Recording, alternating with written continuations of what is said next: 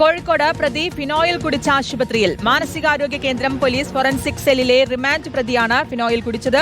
സഹതടവുകാരൻ phenyl എടുത്ത് നൽകിയെന്നാണ് പ്രാഥമിക നിഗമനം.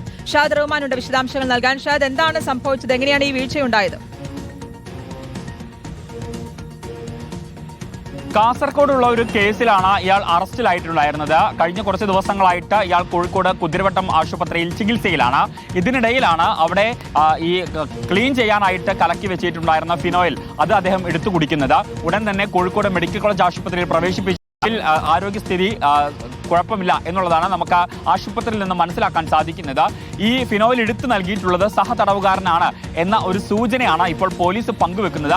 പക്ഷേ അതിലേക്ക് എത്തിച്ചേർന്നിട്ടില്ല, പൂർണ്ണതോതിൽ അതിലേക്ക് എത്തിച്ചേർന്നിട്ടില്ല. എന്തായാലും ഈ സെല്ലിലെ CCTV അടക്കമുള്ള ദൃശ്യങ്ങൾ പോലീസ് പരിശോധിക്കുന്നുണ്ട്. ഏതെങ്കിലും തരത്തിലുള്ള ഒരു അട്ടിമറിക്കാണോ ഇത് ശ്രമിച്ചിട്ടുള്ളത്, അതല്ല ഈ സഹതടവുകാരൻ എടുത്തു കൊടുത്തപാട് ഇദ്ദേഹം എടുത്തു കുടിക്കുകയായിരുന്നോ എന്നതടക്കമുള്ള കാര്യങ്ങളും പോലീസ് പരിശോധിച്ചു വരികയാണ്.